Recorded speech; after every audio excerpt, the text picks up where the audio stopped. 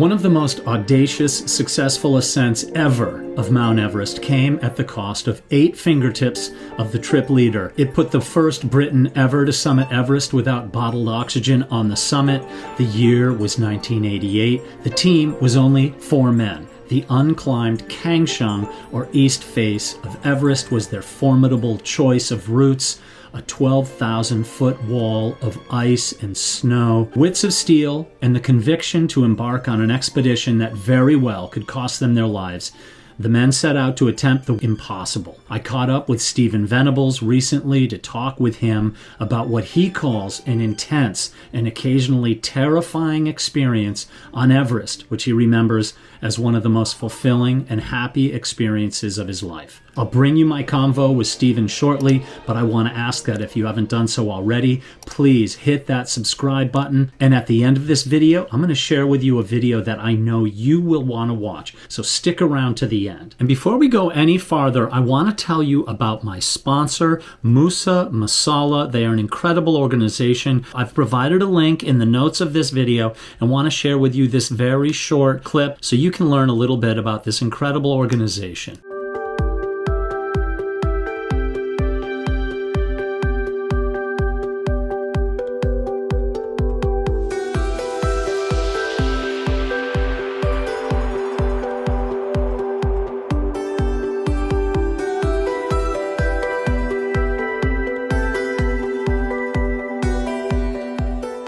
Thank you to Moussa Masala for your sponsorship. It means the world to me. And now back to the regularly scheduled programming. George Lee Mallory from the British Everest expedition of 1921 filed the first report ever from the Kangshung Face during a reconnaissance, deeming it far too involved for consideration. It was a nice way to say, no way in hell we're getting up that thing. It was almost 60 years before the next team even approached the Kangshung Face. And then in 1983, in a siege-style expedition by the Americans, 3 stood on top in October of that year. Carlos Buehler, Kim Mom, and Lou Reichardt. On the very next day, George Lowe, Dan Reed, and Jay Cassell summited. And in 1988, a 4-man alpine-style team of 2 Americans, Ed Webster and Robert Anderson, a Canadian, Paul Teare, and a Briton whom they had never met from Edinburgh, Stephen Venables, made an attempt without oxygen. They were self-reliant with no Sherpa support, no radios, and no chance of rescue if one should be hurt or killed. Friends back home wondered how many of the expedition would actually return, and it's been called one of mountaineering's finest ascents, the 1988 International Everest Expedition. It's to this day the smallest team ever to pioneer one of Mount Everest's major routes. Stephen said, "We did all the leading, rope fixing, and load carrying ourselves with no porters working for us on the mountain. And at that stage, only 18 people had ever reached the summit without oxygen, and 4 of those had not returned alive." As it turned out, Stephen was the only person to reach the summit on that expedition and became the first Briton to do so without bottled oxygen, getting there late in the day. He was forced to spend the night alone in the open at 8,600 meters in elevation.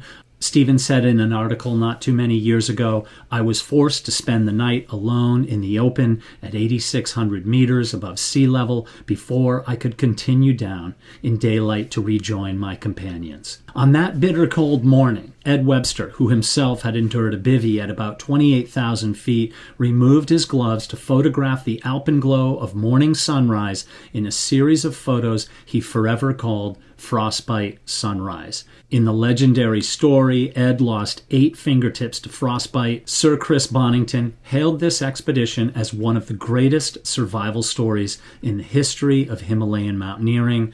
And today, with us here on Everest Mystery, is mountaineer, author, speaker, guide extraordinaire Stephen Venables from his home in the UK. Here's my conversation with Stephen Venables about the 1988 Kangshung Face expedition. I want to say that the images being used in this story are from Ed Webster's book, Snow in the Kingdom, My Storm Years on Everest, as well as Stephen's book called Everest, Kangshung Face, both of which are books that you should read and have in your collection. The thing I wanted to talk to Stephen most about was the incredible bivouac he did at over 8,600 meters in altitude, surviving the night. I'd read accounts of Doug Scott bivouacking out very close to the summit of Mount Everest and wondered what was going through his mind trying to survive the night alone out there without oxygen. Here's my conversation with Stephen. Enjoy. Although it was terrifying to go to the Kangshung Face, I was delighted that we were going there because I knew you go to this beautiful valley, the Karma Valley, and hardly anyone ever goes there. We'd have the mountain to ourselves. I knew it was going to be a great adventure. Hmm.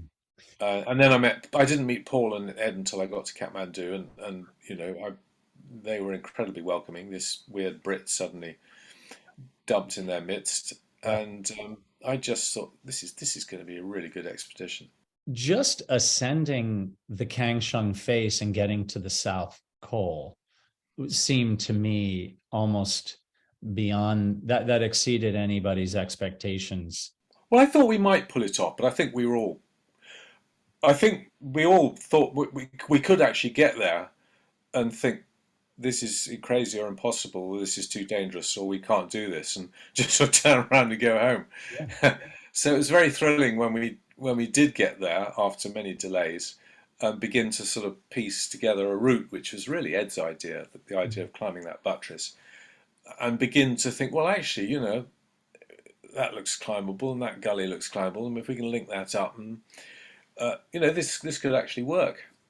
And one thing I did think was that if we could get up the lower buttress, the upper slopes, but there wasn't going to be anything very difficult there. It was just scary because big snow slopes are inherently dangerous. Yeah, go ahead. Above 6,000 meters, well, above 6,500 meters, there's not any, really very hard climbing. It's as Robert kept saying, it's just high altitude wallowing. And so when you pulled up over the Kangshung Face into To the the South Col. hole, didn't you just get slammed by Yeah, bitter? the wind, it was horrendous. Yes, yes, because you get lulled into a false sense of security on the East Face. Generally, we were there in the spring, so it was generally quite benign and very little wind. And suddenly, you just get hit by this blast, and as we all know, there's nothing like wind is just so sapping of not just of your energy, but of your sort of optimism. It's so daunting, the wind. It makes you nervous and uncomfortable. Stephen, so this is the thing that always really fascinates me because you're there and it seemed, looking back, it was you did all the right things and you went up, but it's incredible. So you dug deep and went for it. And that to me is like one of the gutsiest moves when you're, pretty tapped. You've been working your keisters off for days and days just to get to the South Col. And it's like, well, let's go. And up you go. How do you dig deep like that? What was I don't think it's gutsy, Tom. I mean, it's it's selfish, really. It's self gratification. Something you want very much, so you try very hard. Hmm. And but I think I did feel that it had been a really good expedition. We'd had a lot of fun. We'd done some great climbing. We'd all led some great pitches, and we made such an effort to get to the South Col. I thought, well, having come this far, it'd be really nice if we could go the whole way. And the received wisdom is that you can't recuperate or recover at, well, it's 7,900 meters, the South Col. But actually, after a day, we were delayed a day at the South Col because it was too windy. And actually, after a day just sitting around, lying around the South Col, I did feel actually a bit better, bit rested, a bit stronger, and feeling, yes, I think we can give this a go. And so up you go, and oxygenless, all three of Yeah, you at this point in time. yeah. And I would imagine the conditions weren't optimum, but not enough to signal to you to go down. No, And no, we set off in perfect conditions. It was a yeah, still night. It was completely calm. no wind, no moon, so very hard to see Ooh. where we were going. But it was the kind of good day that people generally choose in May to go to the summit. So without trying being so simplistic, you Mm. are on this summit bid without oxygen. Only a few people had successfully done the mountain without O's. It's only been 10 years since Abelard and Mesner did Mm. it. The digging deep, the emotional kind of Mm. wrestling, how were you at war with this, or was it just one of those things like that, as you said, that selfish desire? I'm going to fricking pull this thing off, and I'm not stopping until I either die or fall off. What's going on in your brain? Oh, well, what's going on in the brain? All sorts of things. When we set off from the South Col, I was very optimistic. I think I'd thought about it a lot. You know, I felt quite well prepared mentally, and I'd been on quite a lot of Himalayan peaks. Not that high, but I've been quite high. So I sort of knew roughly what to expect, and I felt quite strong, and I felt, yeah, I'm managing to move.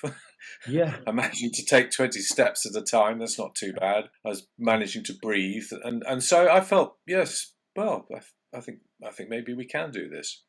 So that was how I felt when we set off, and then as the hours passed, I got more and more tired. It was very daunting being in the dark and not sure exactly which route to take, because Mm, it's not like now where they have ropes all the way. Um, so, right. I kept leading the others in the wrong direction and then coming back and not being sure exactly where to go. And there's something about being in the dark. It's so discombobulating, and you can't judge distances, and you feel so lonely and sort of forlorn. Um, but then we had sunrise, and of course that lifts the spirits, and that was thrilling. Mm. That gives you a sort of new lease of life. But then as the morning wore on, I was just getting slower and slower and weaker. And uh, where later in the day, later in the morning, Ed caught up with me, and I realised he was even weaker than I was, even slower than me, and clearly struggling. Certainly as much as me, if not more. I think at that point I thought, well, no one's going to do this for me. Ed's not going to come and break trail for me, so I better make one more effort. Mm. Because I have a terrible fear of disappointment, Tom. So I think, you know, I didn't want to come back and think, oh, if only I'd tried a bit harder. I think Yeah, yeah. that's quite a motivator, because you get given these opportunities, and I thought, well, I've really got to take this opportunity. But the photos taken of you back down near the South Col For the are, next morning, yes. you look like it looked like, seriously, like you can't even conjure a vision like that up in your mind. Old Man Winter just appeared out of nowhere. You were caked Yeah, in rime ice, or yeah, you yeah, know, the breath frozen on your face, and yeah. you must have been wiped out. Yes, I have to say, Ed and Robert didn't look much better. Yeah, I certainly didn't mean to pick on you, but But I was slightly, yeah, I was in a slightly worse condition. yeah, Because as you know, they'd spent the night in a tent, so they had a yeah. sort of modicum of shelter. Yes, I am. Well, you know, you mentioned Doug Scott, Mm. and when I decided to bivouac, when it became sort of obvious that that's what I had to do, I was very encouraged by the thought that, you know, well, Doug and Dougal spent a night even higher than this, and they were okay. Doug didn't even have a down jacket on, for God's sake. Oh, insane. And of course, you know, Tom Hornbeim and the other three, you know, in Yeah. '63, Yep. they spent the night out. I think they were a little bit lower down, nearly that high, and they were all okay. So, you know, I knew intellectually it's possible to survive a night out here, provided it's not too windy, which it wasn't. Mm. It was a calm night. I wasn't really. I didn't think I'm going to die. I didn't feel frightened. I just felt very cold, very lonely, rather pathetic. This sort of lost soul, Mm. thinking this is miserable. I wish I was back at home in the Yeah. warmth. I just got Yeah. to get on with it and, you know, survive it. Yeah, that's what Everest is like. I want to go home, I suppose. Stephen, it's such a good story of, to me, the perseverance and the desire to go as far as you possibly can and not fail, but the teamwork and the friendships and the relationships. You are very close with everybody to this day on that team. Yeah, yeah, yeah. Yeah. It is. It is. Yeah, I think tales of people surviving in extreme situations are always moving. I rather wish I'd hoped that we would do this great new route and get to the summit and get down again without enforced bivouacs, without frostbite, without nearly dying. I was hoping we'd do the whole thing a bit more slickly and efficiently. And as it was, we didn't. We overextended ourselves. So I was slightly sort of annoyed that the thing turned into such an epic when I felt it shouldn't have done. If we'd been a bit faster, a bit more efficient, a bit stronger, we could have got up and down more quickly. The plan was to get up and down in 5 days, and it took us 9 days. So I felt slightly embarrassed by the fact that we only just sort of crawled down half dead, rather than just sort of casually strolling back down from the summit. So you've never lost even a one iota of that love, that thrill of wild, vast places. What is it that you love the most? Like, what really was like the essence of, this is why I come to the mountains? Was it being most alone, or the togetherness with people, the cultures? What was that kernel that kept you going back? Well, often I'm thinking, what the hell am I doing here? This is horrible. I wish I was at home. Well Um, said. Yeah. but I think usually when you are in those sort of moods, you have to remind yourself that, well, it's going to get better, and actually there will be moments that I feel the complete opposite. And I do remember a particular moment. Well, there are lots of moments like it. 1980, we were attempting a mountain called Kunyang Kish in the Karakoram. I think it's the 22nd highest mountain in the world. It's a big peak. Anyway, we didn't get up it. We were attempting this new route, and towards the end of the expedition, we were going back up, I think, for our final attempt. And I was walking up the glacier. I was and I just sat down on a rock to have a rest, the way you do. And I was just sitting there in the middle of this vast glacier, looking up at the surrounding peaks, evening, afternoon sunlight slanting down through the peaks, and I just sat there and just thought, actually, there's nowhere else I'd rather be right now, and that is a wonderful feeling, Mm. and you get those moments, and that was just one example, Mm. and certainly on that Everest trip, I mean, there were many moments like that, and I thought, God, how lucky I am to be here. That's beautiful. Those. But I'm not like, I mean, there are so many people who do back-to-back expeditions and are constantly traveling and constantly doing more and more ambitious, harder, wilder climbs. And I'm afraid I just don't have that drive. I like going on trips, and I know that when I get there, I'll have a wonderful time. It'll be really captivating and moving, but I don't want to be doing it all the time. Right. Yeah. This is much of an appreciation of home and the thing Yeah. you know. I mean, I think it's very much about contrast, isn't it? And I mean, most mountain people who actually live in the mountains, who often live, on the borderline of what's possible, and live quite economically poor Mm. lives, Mm. they don't go climbing for fun. It is very much, well, not entirely, but it's very much a sort of a luxury of people from well-off urban stroke suburban lives, Mm. loving the differentness of going and doing something very physical, very demanding in a very wild place amongst beautiful mountains. Mm. And the contrast between that and everyday life is I think a big part of the appeal, Mm. certainly for me. Reinhold Messner has said that the best moment of an expedition is the moment you step down from a climb. We are so glad that Stephen made the summit successfully, and even more happy that he made it down to share his story with the rest of the world. It is a great honor that he was here on this channel to talk about his experience. Stephen, thank you. I appreciate you. And when you are in New England next time, you make sure you let me know, because there's a place to stay for you here in New Hampshire. My friends, hit that subscribe button. I will see you real soon. Be well, stay safe, and peace out.